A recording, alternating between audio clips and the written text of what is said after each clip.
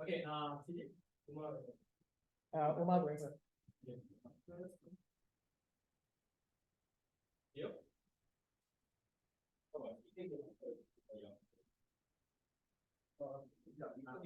Would you repeat that? Ethan goes first. Ethan goes. Okay. Can we put another table? Right. Okay, laptop there.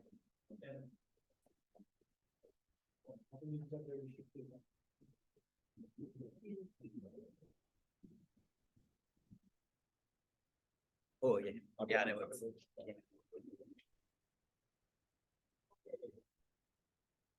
Oh, that works. Can everyone hear me? Cannot. Literally cannot. The phone on road. Yeah, what the end. Okay, one second. Okay.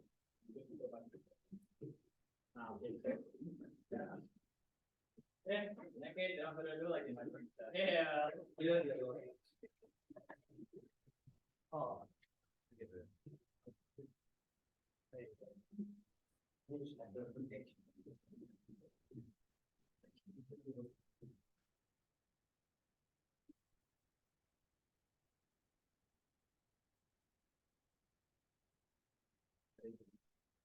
All right.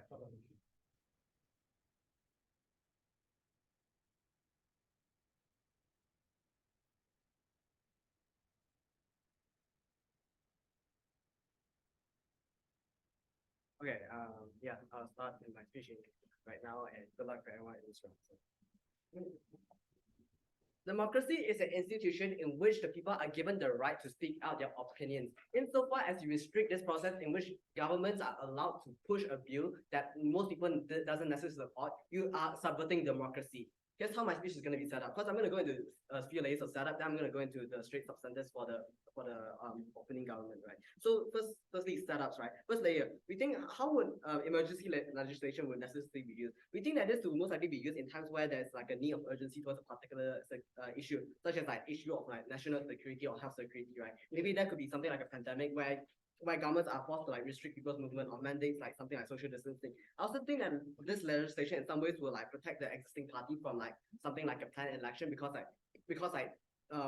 insofar as this is like a crisis in which like the government has to deal with, I think like any change of government in like an election cycle will further increase the complexity in which how a government can effectively handle this issue. So I think opposition have to debate in a world where basically election cycles are going to be limited, or like the existing government party is going to be granted some sort of protection from the opposition, right? And secondly, we think that this legislation is going to be rushed in some ways. Let's understand the motion slide that you say like this motion is going to like bypass like the review process of like what would usually happen in Parliament, right? So I think that most of this now I will take a point aside.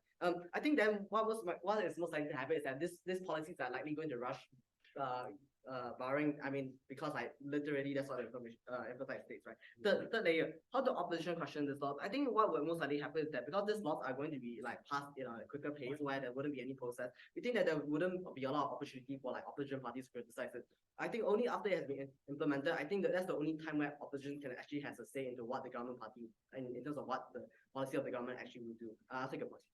Emergency legislation are used by even the most competitive democracies around the world. Why can you assume that an opposition party is unlikely to be able to capitalize upon the failures if this policy was to like be like widely unpopular? I think this also has to go into like how the authority will be perceived by the people, right? Because insofar as the constitution grants the government to basically like gloss over all the like the review process in a democracy, I think then this constitution kind of gives the legitimacy of the government to basically say like, and the people just perceive them as, maybe this policy didn't work out, but like it's fine because the government, this is acceptable for me because the government literally will, because the government is granted by the constitution to do this powers, to have these powers, right? Then the burden is simple for opening government side. I think why is that we need to ensure that government is always in check, and why is it always bad?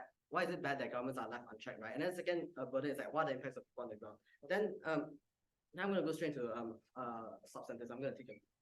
If the legislation passes flagrantly unconstitutional, why on earth would it stand for the period of?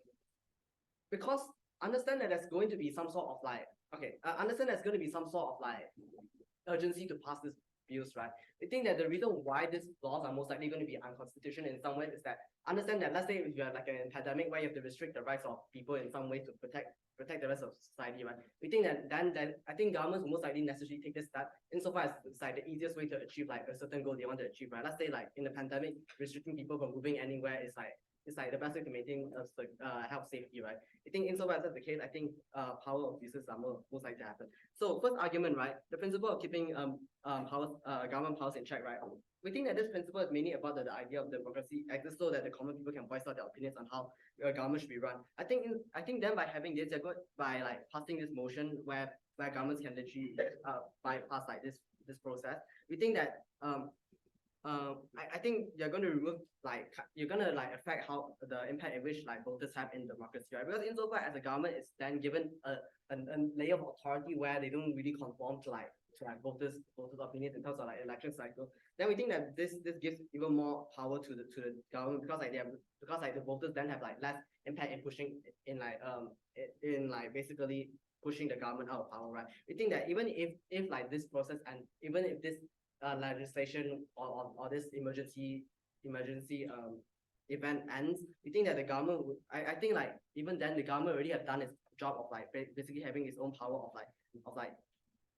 having like sort of quote unquote unlimited power, right? We think then it's like you're gonna still reduce voter impact in some ways, right?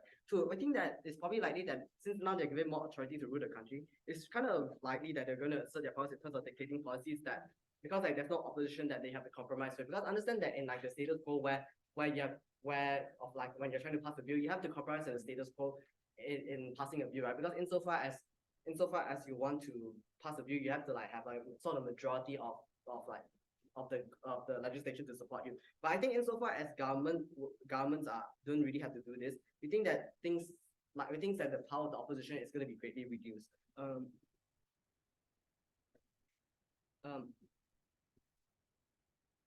I think then there's no way of keeping the government power in check because we think that you kind of lead to a culture in whatever the government is like pushing is going to be acceptable to society because like, they kind of have the emergency power that kind of gives them the presumption that they're granted an extra layer of authority even when they don't, right? I think this principle must stand because insofar as reduce the impact of the democratic process in which like voters vote, right? We think that you eventually subvert democracy insofar as the democratic process in which the powers that's given to the opposition to keep the power of the government in check is going to be greatly reduced. It also reduce how much the voter can have impact in terms of how they'll affect the government's policy, right? Because insofar as the government can bypass anything and they don't have to wait for the voters to approve, we think that then this is not going to happen. Then second argument, we think that the unquestioning of government policy is dangerous because of abuse of power. Because we think governments are more likely to assert themselves and be more willing to take measures that goes against the principle of democracy. My deputy is going to further elaborate on this. And then I think we are going to be willing to trade off some sort of safety because in the context of pandemic, I think people are more inclined to protect themselves even when there's no government intervention. This is because the disease, because maybe there's a fear of people being sick in general. I think example of this the years in 2020 where there isn't much federal policy, yet people still take measures to protect themselves without the government forcing it. So that's why I think people will still have some sort of interest in keeping themselves safe, right? So I think the argument, how it harms the minorities the most, understand that this provision are likely to be something that restricts certain rights of people, right? Like maybe freedom of movement during a pandemic or such. I think the rush nature of said legislature are going to throw most minorities under the bus. Because understand that any parliament is likely going to be dominated by the majority race or ethnic group instead. I think then this leads to less ability to understand the nuance that is needed to build a policy that will affect minorities. We think then you're going to further disenfranchise minorities even when they already have less proportional representation in parliament. And my deputy is further elaborate on this. This is why I'm talking. Right, EBM, hello.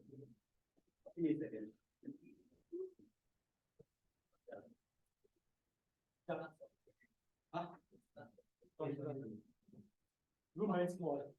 Room very small.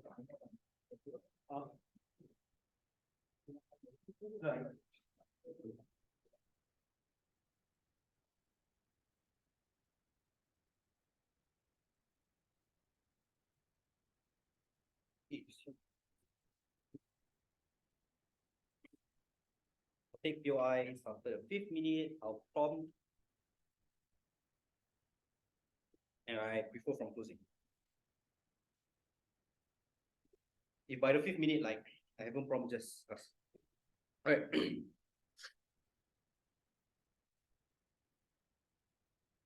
Starting my speech in 3, 2, 1. I think there are clear framings that need to be put into this debate before we're able to finally understand the requirement of having emergency in the first place, right? I think there are a few misconceptions coming out from opening government, which were fatal to their case immediately, right? Because the understanding of emergency requires multiple framings, which is first, what are emergencies in the first place? What constitutes an emergency and why is there an inherent need for you to act quickly and swiftly? I think this is important because the scale of damage that happens during times of emergency are something that is irreparable and irreversible most times, right? This means during the COVID pandemic, if you weren't enforcing like stay-at-home requirements, you would have people continuously meeting each other and continuously screwing over one another. You'd have people who wouldn't listen to like legislation, who wouldn't listen to like recommendations to stay home. I think this is the problem. But the second layer to this, and to understand the status quo in which and they have to defend, is the idea of bureaucratic processes and legislative processes. The process of bureaucracy requires you to take in parliament, requires you to go through multiple weeks or months even before you're able to pass a legislation. This means that in the important and critical time period in which you're supposed to already stop the spread of the pandemic, it continues to happen. But notice that this debate is not only about pandemics, because emergencies also constitute things such as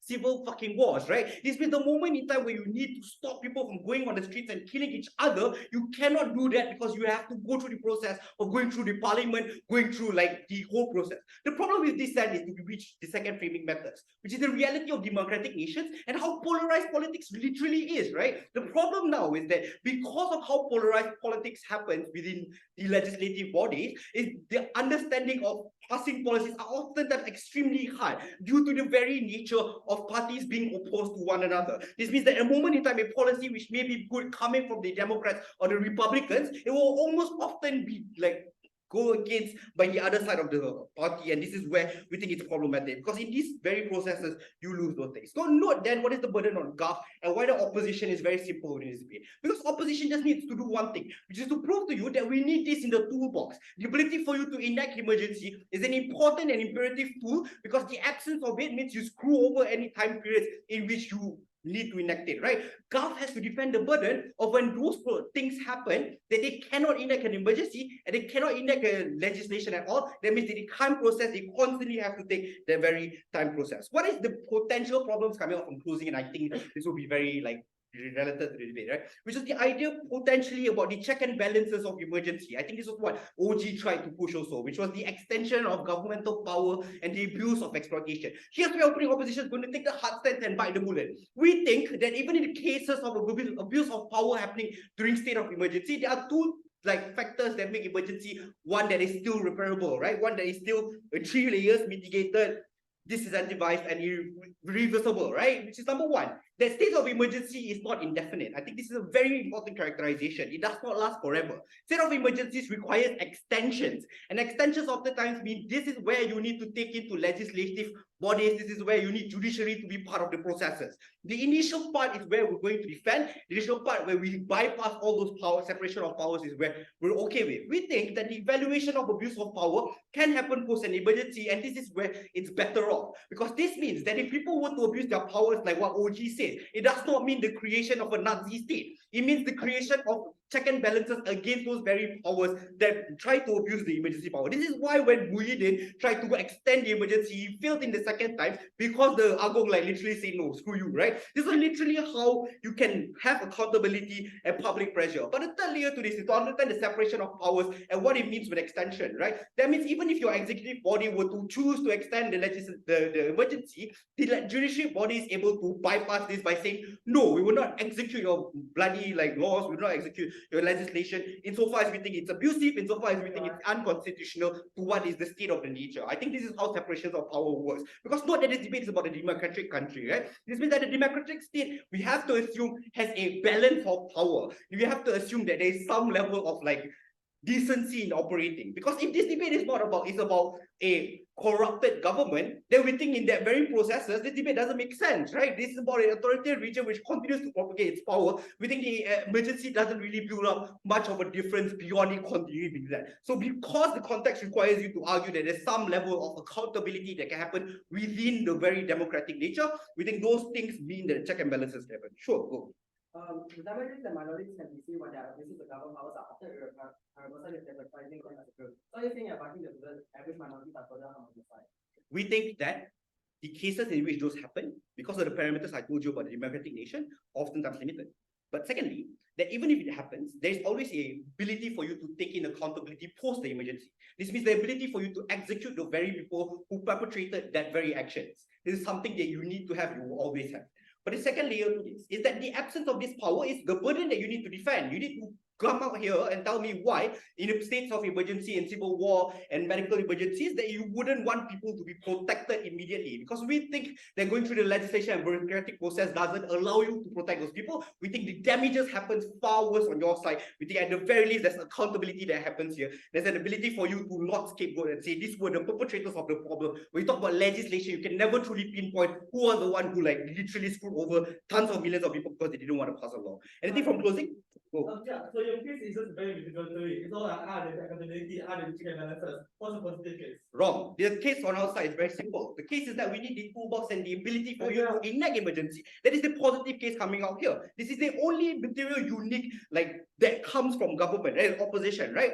Gov literally cannot say this and say that the legislation process. You need to defend the time period in which when your legislation happens, the people who die within that time period, and the potential of it passing in the first place, when we've already explained to you how polarized governments are, how polarized people on the ground are, and how likely they are to actually pass those laws, means you totally screw over people just because of elites trying to make decisions for people on the ground. I think this is fair, right? Lastly, let's understand that why this debate happens on a spectrum that matters purely to opening opposition, because opening opposition tells you that there's some level of change that can happen post those problems. We tell you that even in the worst case scenario and that accountability does happen, we think that does not happen. We think that this is still a layer of change that can happen post those evaluation, right? Because notice that a period of emergency is a period in which evaluation happens. So oftentimes extensions to emergency happens when judiciary and other parties agree with that emergency. I think that's the only way we can potentially give people a choice. Thank you.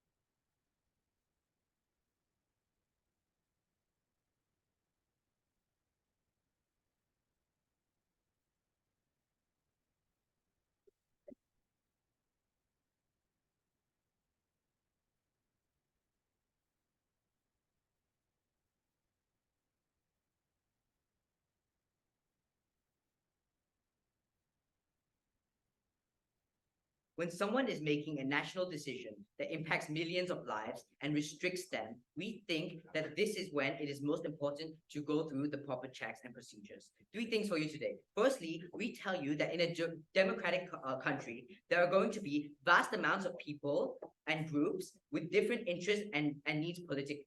When an emergency legislation is implemented, it completely bypasses this, and often it is the minority that get neglected due to the government, which is mainly dominated by the majorities, being able to abuse these legislations to an extent because they are unable to understand the nuance of minorities' opinions, and there's no opposition to contend with this. Secondly, not questioning a government leads to extremely unfair laws and rights, generally leading to protests and the uproar of those who are most affected, right? This leads to 2 negative outcomes. Firstly, this leads to protests, as I mentioned earlier, which is an obvious health hazard, for example, in a pandemic. And secondly, there are major negative optics that come with protests that lead to, for example, national unrest, further leading to unsafe situations such as rallies.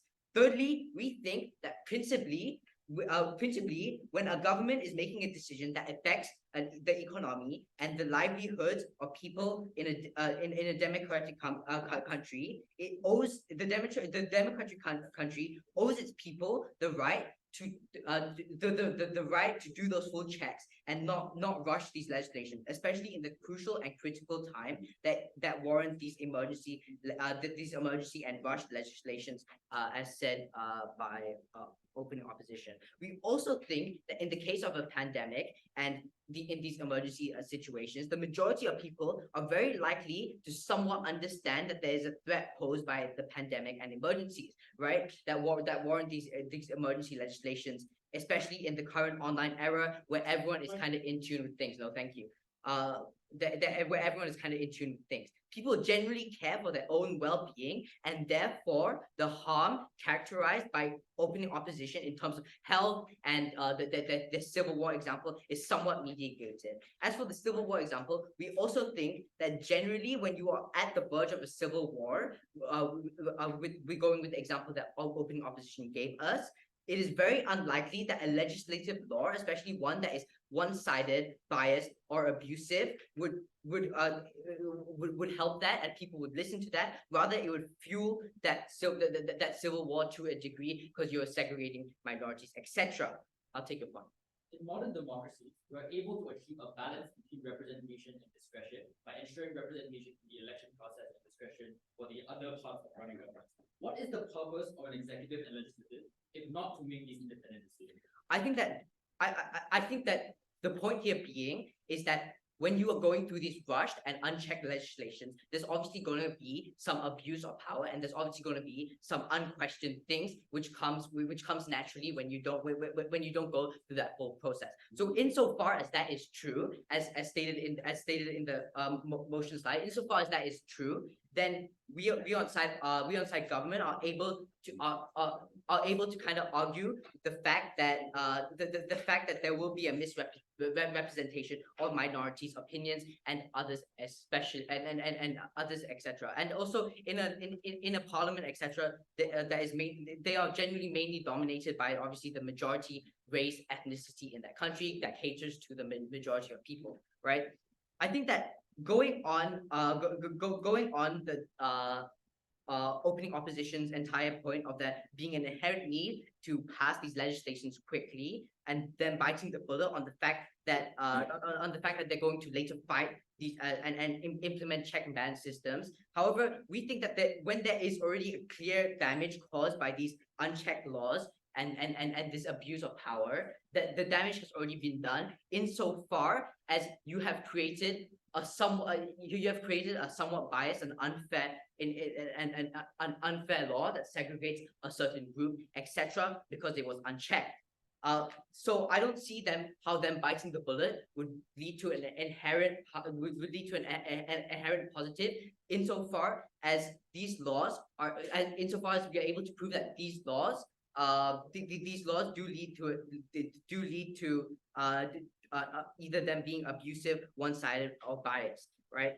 I think that the problem insofar as the status quo already offer way less proportional representation of minorities, further giving the power to the government that they may not necessarily elect for, these minorities do not elect for, is going to disenfranchise these people further in the first place. Given that in a time of crisis, minorities tend to be harmed the most, we think that then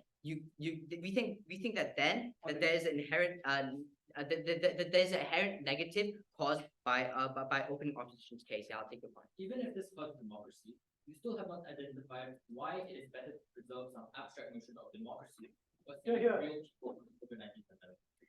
I think that when I characterize to you the fact that minorities, the minorities that are clearly going to be abused, or like obviously you're taking away rights from people. Insofar as that is true, you are able to insofar as that is true, the democracy. Insofar as that is true, we think that principally a government owes the right to these people when they are making that decision that affects them in the first place, right? I think that is a principal thing, and secondly, we think that the majority, like as I said earlier, the majority of people are very likely to understand that in a pandemic and in times of needs, especially when it warrants an emergency legislations, in those times, people are very likely to understand the consequences of, for example, going out and partying with your friends, right? So what we have brought to you today is we have told you two simple things, right? Firstly, we tell you that principally it is incorrect for a democratic country to go out there and make decisions that affects the livelihoods, the lives of minorities and people on the ground. Without going through those proper checks as usual, especially in a time of crisis where the outcomes can be severely kind of exaggerated because it is a time of crisis. And secondly, we tell you that by not questioning these governments, it may lead to further health complications, or, for example, agitations in the population because they are biased and abusive to a degree, leading to protests and rallies and national unrest. Thank you.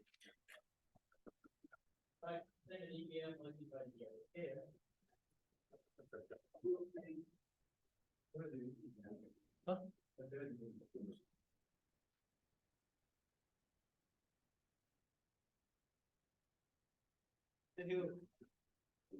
Thank you. 1 second. I'll take POIs around 4 to 5, preferably from closing. If Kumar can say POI in PM, I'll take you instantly. If you can say the word POI in PM, I'll take you instantly.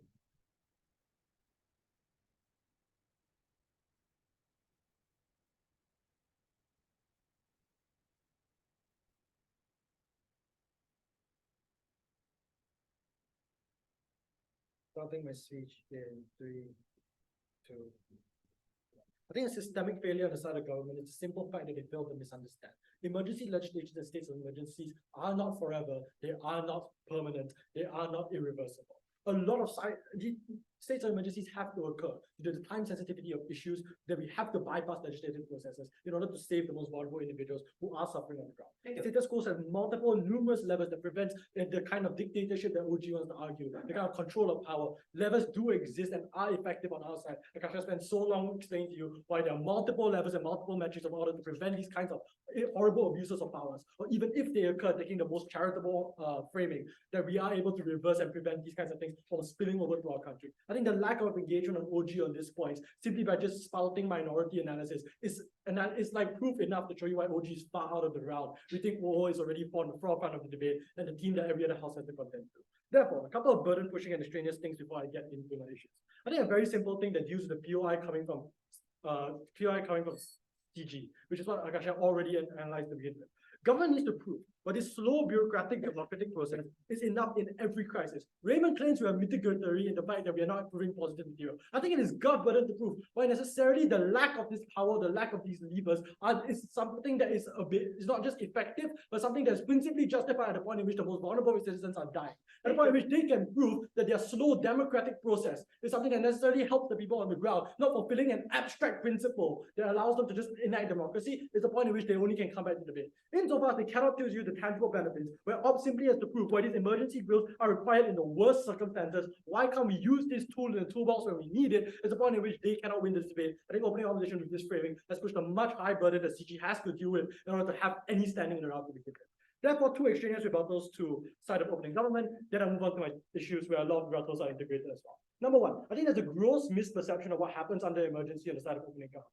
They say that, oh, you're going to likely to amass power, protect yourself, and have legislation that allows you to protect yourself, and therefore like mess over minorities in the worst way possible. I think several things. Number one, we've really given you multiple levels of analysis to why this is unlikely to happen, to the point in which unconstitutional legislation cannot be passed during emergencies. There is legislation of what is and not allowed to be passed during emergency to begin with. But number two, this often looks like things like curfew laws, things like stay-at-home laws, things like protection of certain groups of individuals or certain healthcare workers, not stuff like that enshrines a dictatorship or enshrines a single individual in order to do this. But number three, we are unlikely to like protest on the streets when you're unhappy with this law, because stay-at-home orders exist in order to keep people at home. So insofar as the other side wants to argue that certain protests occur, we think this is unlikely to happen. No, the unconstitutional laws are very unlikely to be passed due to the nature of the way that legislation happens and the nature of the way that accountability metrics, checks and balances all exist. But number two, this is the last extension on OG in terms of minority discrimination. So they say that they're going to discriminate minorities and put them in like secluded corners and like slums or whatever. Okay, several things. Number one, this is an unconstitutional ability to do, which means it's unable to be enacted. The only way it sticks is if the government somehow can monopolize power and make sure that these things sit down, and make sure that these things stay. I think two things. Number one, the only way that this sticks is there's a weak opposition that cannot fight against the government doing unconstitutional things. In that line, I think it's symmetric. If there's a weak opposition on both sides, then these kinds of discrimination will happen on either side of the house. But number two, if there's a strong opposition, then post-crisis, I think a lot of checks and balances, as I talked about, already exist in this matrix and already can counteract a lot of the problems. We talked about mitigation of harm. We talked about disincentive of them to doing this in the first place. We talked about reversibility of the worst kinds of policies. I think the lack of engagement for all three of these things is something CG needs to do in order to get back into this round. Otherwise, they're just hitching their bandwagon to OD, losing analysis. Therefore, two issues. Number one, why crisis must be corrected in a timely manner. I have 3 layers here. Number one, first, note the nature of an emergency. So I think there's a misunderstanding or mischaracterization coming from OG about what an emergency truly actually looks like. It looks like a huge loss of life, chaos, misinformation, a very time-sensitive issue. If we don't handle crises now, we don't have race wars going on the streets, we don't stop COVID-19 from spreading, people will die in exponential amounts. We think indecision on the state's part is akin to letting these individuals die. No, the inability for the state to act is failure on all branches of the government. I think CG has to defend the structural amounts of failure. Even if you get your policy passed, we think it is too late in order to make a substantive impact for those who already died. The blood is on the hands of the state on CG side, on Gov side of the house. But number two, time lag in passing legislation. No, the legislation is a long process. I mean, CG, government cannot claim there's a fast thing that they're going to speed through. We think it takes months long of debates and deals because regardless what emergency legislation you want to pass or legislation you want to pass in order to fix the issue, everything is polarized in status quo, which means people will always talk about what is best for their party, even in terms of saving people's lives. At that point, it takes months to pass legislation. Look at the debt ceiling. It prevented the American economy from crashing yet. It took months for them to pass. This is why we need emergency legislation to push through certain things. We are unsure why upholding this notion of democratic values is more important than saving the lives of people on the ground. No house has proven this to us. Finally, on the efficacy of timely responses. We believe emergency is necessary because of the hierarchy of needs. We need to solve the most pertinent problems now. We need to solve the most vulnerable people right now. We think it's an imperative need that governments have to do to intervene and save lives. The only way to do this is if you are freed from the shackles of bureaucratic processes, slow polarization, and the amount of barriers that exist in order to actually save the lives on the ground. Before I get into why checks and balances are then the worst cases of abuse of power, Raymond, go faster. So it's that weird. We just said that we can be protected by the Constitution. In the Constitution, provision for emergency legislation is limited. The legislation that you get as a result of emergency legislation are also limited. Therefore, all impacts are also limited. What's the point? Okay, flagrant unconstitutional things cannot be passed on legislation. It just means that processes that normally take months in order to be approved now gets passed quicker. We're not asking for you to segregate minorities. We're asking for you to enforce stay-at-home orders without making sure that people feel comfortable at home. These are the kinds of things we are to pass. I don't think you're being very charitable. We've been very generous with our framing. Moving on to the second thing of why checks and balances are preventing worst cases of power. Note that this is independent of the incentives that already prevent passing. For example, scrutiny and already public perception that prevents a lot of the passing of these things. I think Akasyah said 3 things that went unresponded and still stand in the debate. Number one, there's a lot of mitigation in the ways that things can pass. There's a time limit on emergency. There's a review of these emergencies. There are unconstitutional stoppages at the point in which separation of power exists to prevent unconstitutional availability. But number two, there's already a disincentive for them to pass flagrantly unconstitutional policies, which means even in the worst cases, there are internal pressures of political accountability. No, if you're a leader that's been during an emergency situation passing emergency legislation, you are subject to even more scrutiny by the party, by the opposition, and by the public. In the event in which you mess up, these are the kinds of things that the public will hold you and crucify you for. They are unlikely to happen. But finally, on reversibility, even in the worst cases where we argue that government is correct and these people are terrible individuals who enact power, we think necessarily post-crisis there are levers of democratic power that substantially prevent these individuals from getting away with it, which means we reverse the worst kinds of policies. If we are segregated, now we unsegregate. We allow for them to have structural accountability. We allow to see their day in court. We allow for accountability in review extensions, preventing this extension from this emergency from going on too long. The only side that actually caters to the needs on the ground while still upholding proper structures of power is side of opening opposition. So about the force. Thank you.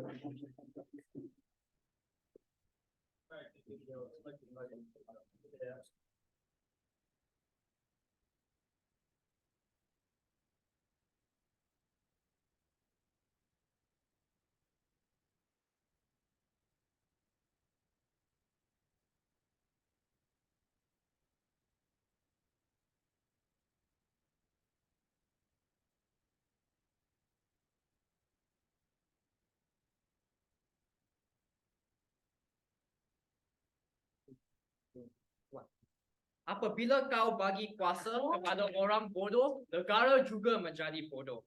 There's 2 clarifications I want to make clear at the top of this speech. First is to use the context of the debate that OO themselves gave us. if OO is right, that this crisis is very bad and harming everyone, there are symmetric incentives to deal with the crisis even within democratic processes. We have three mechanisms for this. First, that Parliament will concentrate resources to fight these issues. So instead of MPs fighting on the GEG bill or trying to fund electric vehicles, most people will want to pass COVID laws instead because they are still bound towards their constituents. It's the best way for them to gain legitimacy during a time of crisis. Secondly, these emergencies affect the population universally, so the voters have an incentive to educate themselves on the issue, read the media, read articles to make sure they're well informed when casting their vote. But thirdly, their case is not why we need emergency laws. Their case is just we need a fast response. So if there is a civil war breaking out, there's no reason why we suddenly need all these emergency laws to apply. You can still deploy the police force to deal with violent outbreaks as such. There's no nuance on their side. Let's deal with CO. Their claim is that, well, the opposition party can also call you out if the law is really bad. The problem is that this accountability is post facto the damage. It's already been done. On our side, we don't have to clean up your mess because we prevent the problem from arising in the first place. And this observation means off-bench harm is marginal. So it's not what they exaggerate. Thousands of people are dying. There are already incentives to deal with this within a democratic system. Secondly, let's deal with OO's uncharitableness. Because Akasyah says this is just a tool in the toolbox and you can have also accountability. Then we won't pass things that are blatantly unconstitutional. This undercuts the entire case. Because if you're only willing to use it in very specific circumstances, these benefits don't apply as widespread. But number two, their side says accountability is precisely what slows down the process of making laws. If you want accountability, then you also slow down the laws now. You are trying to have my mechanisms, but not taking out the trade-off, which is why OO is out. On our side, we'll take the trade-off. Even if democracy is slower, we still need it because it's the only way to achieve social acceptance to ensure that we have compliance with these laws. And that's far better in a world where laws are fast, but there's no effectiveness to them. We have these three extensions in this speech. First, on politicization. Secondly, on how this harms businesses. And third, on how laws are inflexible and abstract leads to abuse. First, on the politicization of emergency laws, which kills compliance and buy-in. Even if we accept opening opposition's framing that these emergency laws are bipartisan and made with benevolent intentions, the problem is that they are perceived to be political. When the Malaysian parliament was suspended and a national emergency was declared during COVID, people didn't care that it was for COVID reasons. All people could think and talk about was that this was a political move to shut down the parliament to ensure that they're able to cement power right before the elections. So even if it's done as such, the way people discuss it within discourse is inherently polarized, which leads to two distinct harms. First, this reduces social compliance. So if people think that these laws are uninformed, that they are unnecessary because it's not built with enough data, so people will still not wear their masks when they go out on the street. They will still go out on the street and do things that may be harmful towards COVID because they don't believe that these laws have legitimacy behind them. Secondly, there's resource scarcity. Laws need enforcement. But when they fast-track these laws, you don't have enough time to build up things like budget allocations or cross-ministry collaborations to ensure that once the law is passed, you have enough resources to enforce this law effectively, which this answers OO's question of why would it last for a long time? Here's why. Because even if the law is gone, it's symbolic. It becomes a political football that remains fresh in people's public memory, and it's something that this majority government uses as a political move, which polarizes discourse and prevents actual solutions to the crisis. What's the comparative? Democracy is not inherently valuable. OO is correct, OG is wrong. But it's important because people believe in it. They can trust the law because they know this law has been discussed and reviewed extensively. That it uses science from the UN instead of the Malaysian government trying to rush things. And the way for this is simple, because OO can pass all the laws they want, but the legislation's effectiveness depends on buy-in. And this is far more realistic than OG, which says, oh, violent public outrage and riot. But what we expect is more realistic nuance about people not complying, not enough resources for enforcement. Sure. If your legislation is going to be politicized on our side, we think it's likely going to be a kill on your side as well. At the point in which you have slow legislation, now you also have non-compliance to the level of politicization and symmetry. Obviously, it's on a scale, right? The difference here is that if you pass the law without consulting the people, obviously they'll think it's political, right? If you have these things, they can declare that it's political. But the problem is that people have already agreed that it's something which I had a voice in, rather than the one that's made unilaterally by the government, which reduces all the buy-in they have on their side. That is why their case cannot function. Secondly, why do emergency laws harm business and the economy in a way that's going to be worse during crisis? Because within these crises, the economy is already one that's likely to be fragile because people don't know what the changing business environment is like, how the market is constantly evolving. But this leads to two distinct harms that happen on their side when you allow these laws to happen, or even if they don't happen at all, the very existence of it, when you don't disallow it from happening, creates a lack of confidence within the economy that's going to be harmful. First is that these laws, because they are passed quickly, as OO says, don't give businesses the time and flexibility needed to adapt to a changing environment where they're forced to comply with many of these things. So for example, if you are a business that depends on people going out during COVID, depends on things like socialization to ensure that people come and buy at your restaurants, these things will be effectively killed off on their side because you don't give these people enough time to adapt towards this if their business model is dependent on it. But secondly, if there's no confidence on how the future legislation is going to look like, because you don't give them enough time, the government can unilaterally make decisions whenever they want to, that kills all confidence that this is a fair market. So in the event when you need these businesses to stay, when the economy is already fragile, these people pull out, they move elsewhere where there's no crisis, which means that even in places where you need the economy the most, it crumbles away. What's the comparative?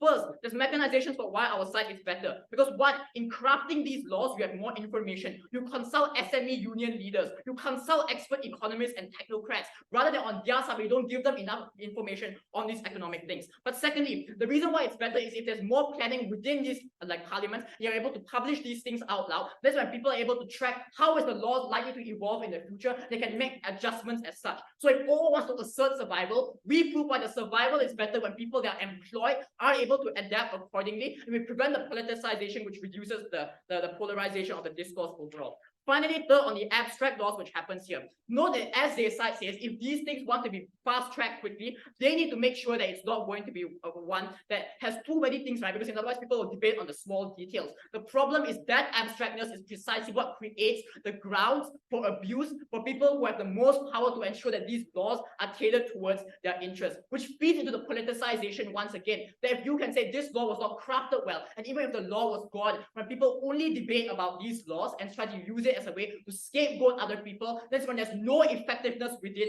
the discourse. That even post facto, the law being taken down, this country has gone to hell. For these reasons, propose.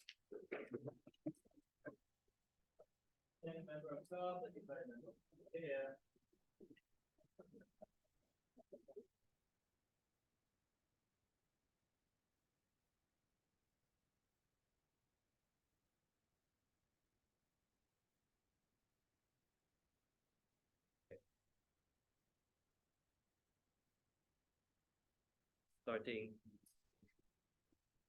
3, 2, 1.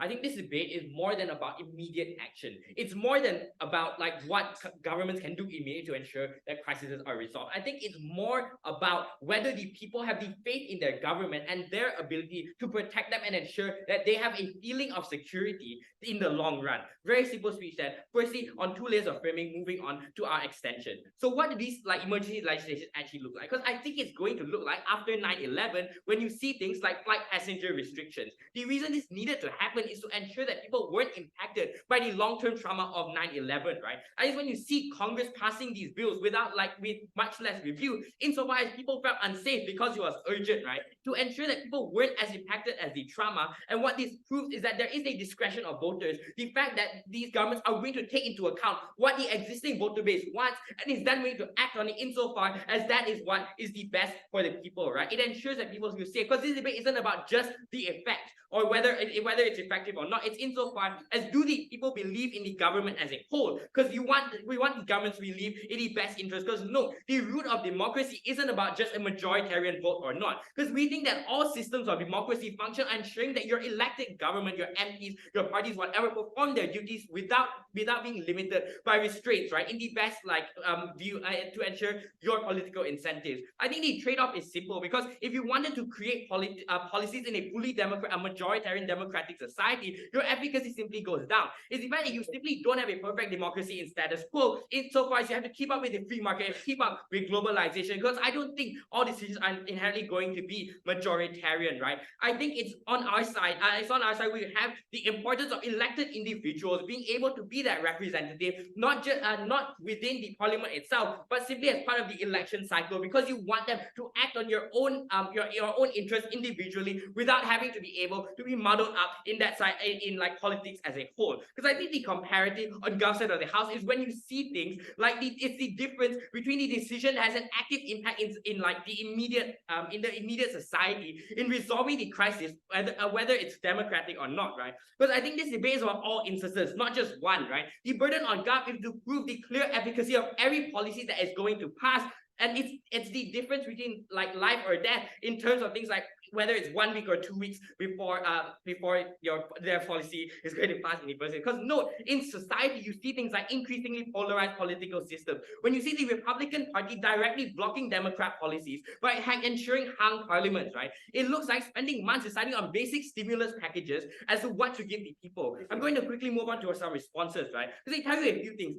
They don't even respond to the POI that Yao told you about COVID-19, and here's why they dodge this entire bullet about OG dodges this entire bullet about efficacy. Because if you really do shut it, because it looks like shutting down the borders now rather than 1-2 weeks later. It looks like subsidizing vaccine creations now and ensuring that public health mandates actually pass. Comparatively, it was on their side where you allow these things to proliferate within your borders and overload your healthcare system. The wing here was simple. It's where the governments are extremely unlikely to opt into unconstitutional policies in the first place, insofar as the extreme backlash that is going to occur means that they aren't going to opt into that, because you're not just going to pass bad policies insofar as in the next election cycle, you have so much backlash from the public, you have so much backlash from everyone else, that you're just going to be voted out. When you look at things like SOSMA, right, the Security and Special Measures Act that jailed people for that look like national like traitors which came under fire during Mahathir's reign, right? I think that's used as opposition by other parties, and when it looks so drastic at its core, I think it's going to be likely reserved for the truest of emergency situations. The reason this is important is because it proves that there's no grounds for exploitation because of the high risk, high reward, the high risk nature of these legislations, right? Because even if different parties aren't involved, you're still likely to encompass everyone because you don't want that backlash. Because if you do get that backlash, it means you sway both people on the fence, and they were already defending you insofar as you weren't able to fix those conflicts as effectively as they wanted you to be. Before I continue, I'll take that POI. So a bit derivative there, but aside from that, if these things were so bad and the crisis is harming people this intensively, why would they not have a symmetric incentive to also do things quicker during democracy and to ensure people can comply within these laws within democracy to make sure that people aren't being harmed? Right, I think that's the problem with your case. Because no, you try and claim that, oh, the crisis happens on both sides, you still have the same amount of like urgency, right? I think if you want to narrow it to that context, I think that's when this debate lies on the marginal issue of time, because you don't actually prove anything different, right? Because your entire case is because like to simply have it 1-2 weeks earlier would simply be better than having it later. I think that's just the marginal difference that proves we edge out over you. Because no, CG's entire case is dependent on people not liking these emergency legislations. But look at Bush's emergency legislation on 9/11, right? I think it was extremely uncharitable for them to say that. But no, their entire like argument is dependent on how people, oh, they don't like law, they don't like these resources, and you won't like cooperate with other parties, right? I think you don't have a trust in government on their side of the house. If people were going to be like dying or not being able to get those stimulus packages in the first place, I don't think their case inherently lands. But quickly moving on then into my argument as to how you clear the muddy water in status quo, and this directly clashes with OG's comparative of corruption, right? Because the reason this is important is because it proves how on CO you ensure you're able to break that cycle of corruption, and tells you on our side you ensure a more stable democracy and a better one at that. But look at status quo, where politics is inherently unclear, where the incentives of politicians are inherently twisted to things like systemic corruption. Because the system, when you see things like politicians during the election cycle, oh, you show that you're so community minded, but when you're elected, all you do is you serve your party first. Because I don't think these people actually care all that much about upholding the duty of the government in status quo. Because on our side, when these representatives are in parliament, it comes to their decision making to act independently, right? It means that you're actually able to fulfill your obligation as a government insofar as on their side, you have perfect solutions that are good in theory, but to deliver it weeks later than necessary means it kills all of their benefits. I think the impacts were twofold. It's a very much more applicable democracy on our side because you cut through existing corruption that looks like blocking policies that need to be passed, like those necessary stimulus checks during COVID-19. It means after trauma, people have the existing faith in their government to solve these issues and to ensure that they are taking action to like protect the people, right? I think it's how you create much better democracy, because you have increased trust in your actual representatives rather than having them swim through that mud, right? I think secondly, is the fact that you find more political discourse on our side insofar as you're more likely to see the true nature of representing, because you can't hide under this umbrella of going under a party. What you say defines you as a whole. That's why you're more likely to see things like the creation of discourse around how these parties actually dealt with these emergencies in the first place. I think you create a much better world on TayDO.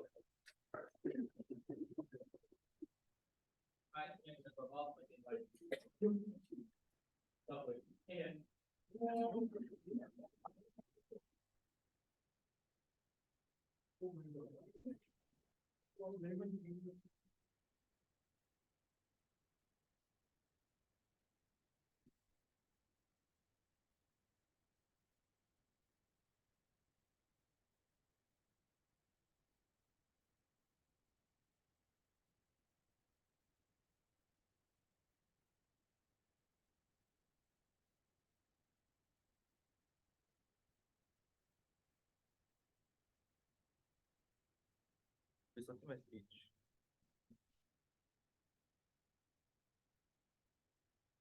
All seems to be very afraid of the government bench. It was 14 minutes of nothing but rather mitigatory ideas to counter the ideas of OG. Little to no analysis on what was the case coming from their side of the house. I want to first deal with O and then CO and lastly how we are our way over clearly OG. The first thing on the idea about polarization.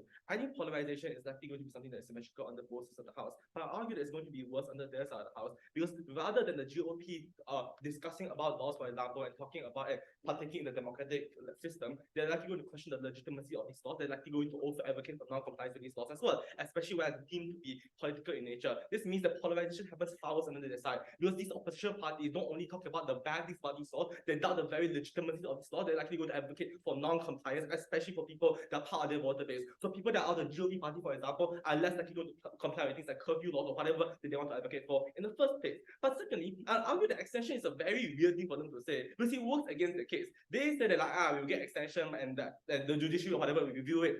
Thing is, how long do you review it? Obviously, you're going to review for a long time as well, right? Which means that the whole idea about how you get an extension about these things is also against the case because it's also contrary to the thing about fast responses. Because in order for you to get an extension or whatever, you still need to go through a very long process that they consider to themselves as being bureaucratic. But secondly, they just never prove as to why there's likely going to be compliance. They prove as to why you need compliance from the judiciary, you need compliance from the executive, from the Arren, for example. The problem here is that they never prove initial compliance. You need to get the compliance of the people first in order for you to even get a response for these laws to begin with. This means that under their side of the house, in order for you to even get these laws to be complied, you need to ensure that it's perceived to be democratic, it's perceived to be pragmatic. Because the whole nature about democracy is that people usually perceive laws that are passed through the democratic system to be pragmatic because you're engaging in discussion and dialogue with one another. Therefore, these laws are less likely to be seen as ideological or political, but rather something that is agreed upon by consensus by everyone else within the parliament as well. But the last idea here is on bureaucracy. Damn weird. At the end of the house, we just are able to prove as to why there's an incentive to prioritize it. It's the same way that they say. They said they want accountability, check and balance. Exactly, they want accountability, they want check and balance. That's why you're also likely going to pass these laws faster under our side of the house. They're not going to take six months or 1 year, for example. But the second and the crucial part here is that the reason why they're likely going to want to partake in the democratic system is that they can get credit for it. If I can credit myself for I passed this law or I was instrumental in making this law, for example, there's more incentive for them to want to partake in the democratic system to ensure that these laws remain comprehensive under our side of the house. But secondly, they say that like they want extension. Again, extensions are also extremely bureaucratic under their side of the house. The last thing I will deal with is on law. They're very weird here because there's an incentive for you to pass comprehensive laws under our side of the house. The very risk of the things that they say, things like slow response or whatever, is exactly why you have an incentive under our side of the house to pass proactive comprehensive laws that take into account all these contingency and emergency to begin with. That's why we have things like public health safety law, for example, they already include a lot of contingency for these matters as opposed to waiting until the next emergency and then we'll make the law. This means that you get rush laws under their side of the house with a clear trajectory of where that laws will go to in the first place. But secondly, look at the analysis here. They say that like people won't listen to legislation. Exactly, people won't listen to legislation under their side of the house because it's perceived to be democratic. It's rooted in ideology, not pragmatism. That's why people won't listen to ideology under their side of the house. But lastly, people if people want to stay at home because of the coronavirus, you don't need them to you don't need a law to make sure that they want to go. If I want to survive, I would wear a mask. the law doesn't force me to do it. The stakeholder here isn't people that want to survive, but people on the extreme ends of those things that are unlikely to comply with these things. For example, under their side of the house, it's a lot worse. This is a natural incentive for you to want to wear a mask, rather the compliance for people that won't comply. Therefore, you need the law to ensure that they comply. The perception of democracy is why Umar's extension here is winning. Moving on to CO, I think okay, fair, a bit derivative. I think Umar also pointed it out. The first thing that's there is that you get more faith and trust in the democratic system. I'm not sure why. If you get really rushed and vague laws, for example, they are consistently changing. It showcases that these laws are going to be damn bad lah. Because if you have to constantly change your law and if you constantly update your law, for example, people have no faith in the law to begin with. People doubt its legitimacy. People think it's political. But secondly, polarization happens under their side. How when opposition parties advocate for non-compliance, the comparative is taking credit for the law to begin with. This will give more comprehensive laws. The last thing here that I'll talk about here is just on the idea about how it's rushed and how it's just bad lah. Like think about it. It's not only about these laws being rushed and it will be a fast response to this thing. There's no consultation. There's no long-term analysis about the repercussion of these laws, for example. So maybe the COVID laws are good because right now, but in the future, there's likely going to be long-term things that we have never taken into account in the first place. For example, things like economic adaptability. Businesses, for example, they are affected by these laws that are not taken into account to begin with. There's likely going to have like very bad repercussion when it comes to the country. The last thing here is on democracy, especially coming from CO. But before that, sure. There are two things. Number one, we already explained to you why it's reversible. You can always review it. But number two, if your unique value is consultation, this means the data that you need before you're able to come to decision is the amount of people that will die in that process. Are you okay with those bodies? You never prove compliance. That's literally it. Think about it. People die more under your side of the house and they believe that these laws are undemocratic and they won't comply with them. The second response to the question here is that we have all these mitigatory ideas. The problem is all the things that they say are also extremely bureaucratic. If they want to argue that, they also have to connect all the long-term time that they have under their side of as well. Moving on then to OG. I think OG takes a clear fall for two particular reasons. I think first is that everyone here agreed the check and balances are symmetrical on the both sides of the house. The difference in the is that check and balances the more comprehensive laws that are passed because of Umar's mechanism. Under opposition, they're likely going to question the very legitimacy of these laws, which is the check and balance system applied differently. They target different things, for example. Under our side, how they target the laws themselves, under opposition, they target the very legitimacy of these laws. But the second thing here is that people are still likely going to self-regulate. The debate is about people that won't comply unless there are regulation. The perception of democracy and the perception of democratic partaking is why they're likely going to want to do it, especially when people advocate these laws to be seen as being valid and being legitimate as well. The second reason why OG loses is because they assume that this government is terrible. Oh, no clue why this government is terrible. This is a democratic country. No reasons why. Last thing here, extension is about minority. Obviously, you are not in a Nazi state. They probably won't segregate you. They probably won't execute you and torture you. They're probably going to be very minor things like curfew, for example, vaccines, for example, things that are related to national emergencies. I doubt the things that they say are quite relevant in this debate. Lastly, then, I want to outweigh and explain why Umar's extension is still important. The first is on OO. I think we group as to why compliance is the prerequisite to any response under their side of the house. They want fast response. We prove that compliance is a prerequisite to response. CO says that you want trust. We prove to you as to how you get more trust when you have a more comprehensive law that takes into account all these contingencies that avoid complacency under their side of the house, as also laws that are ever changing, that are way too flexible, meaning that people cannot adapt to these laws in the future. That's why it's also under their side of the house. OG, just extremely uncharitable. For all those reasons, very proud to propose.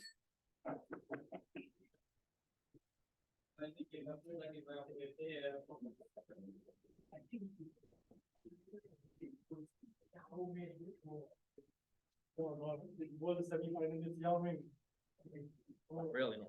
Okay. I'll take my POS. Never.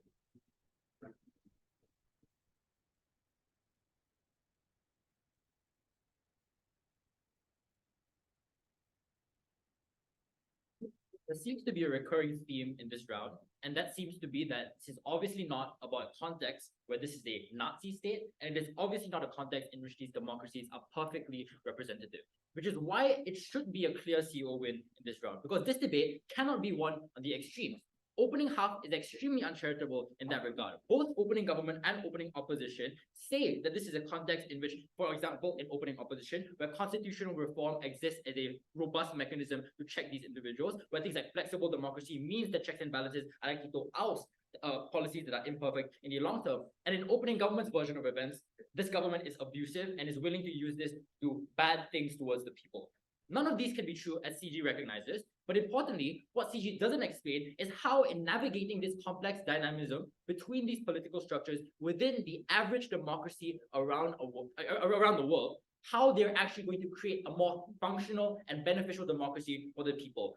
Closing opposition is the only team in this debate which identifies what the real and true purpose of democracies are. Because representation in a vacuum doesn't really mean anything for people who are hurt as a result of the COVID-19 pandemic.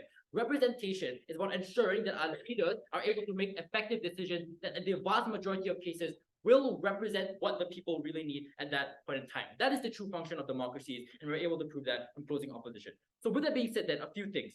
Firstly, what is the actual difference to the response, like in terms of either side's response to these crises? We think it is largely unclear what exactly like this difference in response is, and became even more unclear when CG came up and said that they are going to be fast also. But the first thing I want to point out here is just on the topic of politicization. What still remains standing on an opposition bench is that politicization is solved by emergency legislation. The reason is because in context, for example, like the United States and increasingly across Europe, where parliaments are resorting to things like dirty politics in order to slow like passing of like acts and bills in order to delegitimize like the opposition party. This is a way in which opposition parties have able to subvert the lack of power that the executive and the parliament is able to have in terms of passing policies. When we have emergency legislation, you are never allowed on our side of the house to politicize things like COVID-19 responses. You're never allowed to like politicize things like responses to terrorism, for instance, in the instance of SOSMA. Sorry, recording me. And then also, it is important that politicization gets better on our side of the house when opposition parties know that once they are put into power, then they are able to get the sort of legislation. So what we are fostering is a more healthy a culture of competition within these parliaments. Secondly, on the basis of perception and CG's claim on that, we think the trust and faith in separation of the election process and governance means that the perception of these emergency laws doesn't necessarily have to be that they are always democratic. We don't think it is legitimate, and we ask them a question very bluntly, that it is true that people in the status quo, the vast majority of people think that every time a government does an emergency security law, that this is something that is incredibly undemocratic, as CG claims, and then we're going to go out and riot against it. The reason is because the average reasonable voter is able to understand why there needs to exist a balance between representation in the election, in which they're able to go out and vote for their favorite party, and then giving that elected official power to make discretionary and immediate changes. This links directly to the metric of effectiveness. CG doesn't make a compelling claim here. What we're able to identify for a significant amount of individuals around the world, that elected officials are in fact very competent. Things like technocrats, things like research and professional people, advisors are not exclusive to that side of the house, and these emergency laws are going to be handled with that sort of finesse as well. On the basis of effectiveness, then I'll take you later. At the end of this, CG can be fast and say that, well, if this is a context in which a crisis is happening, then we're going to respond very urgently, like anyways.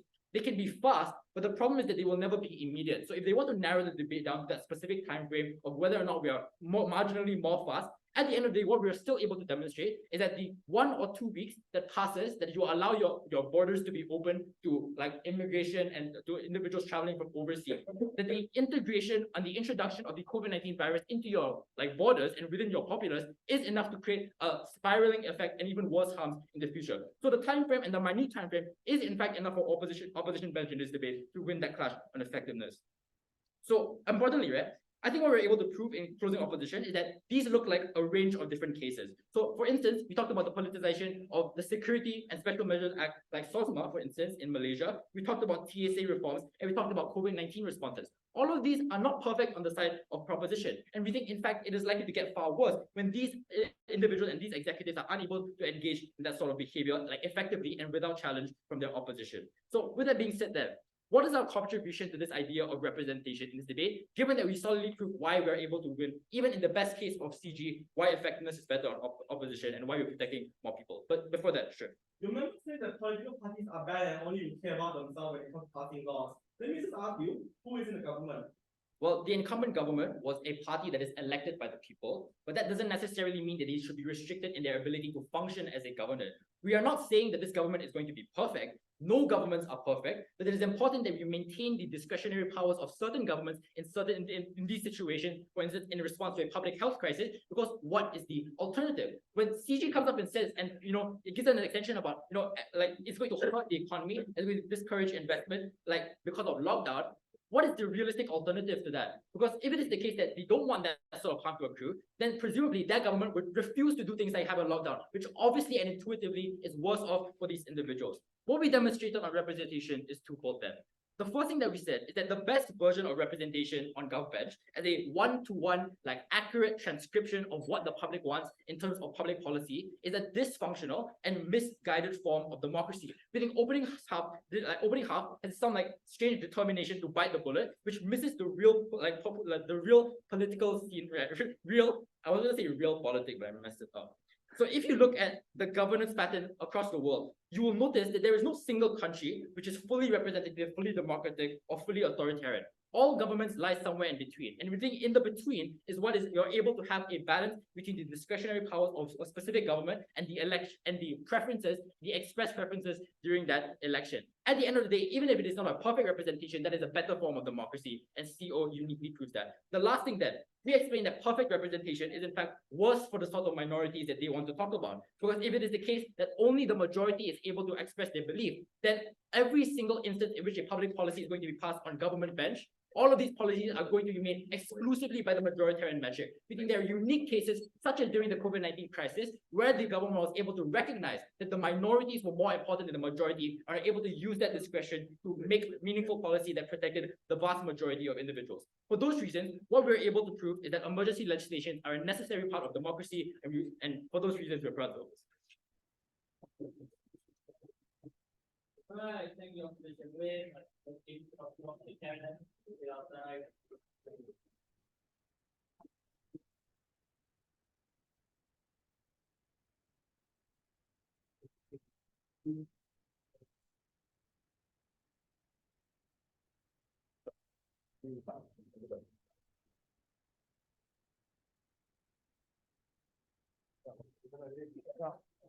Good job.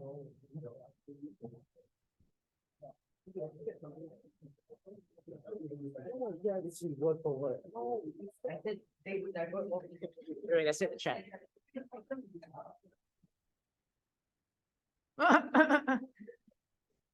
You have to. Wait, what do I do? Oh.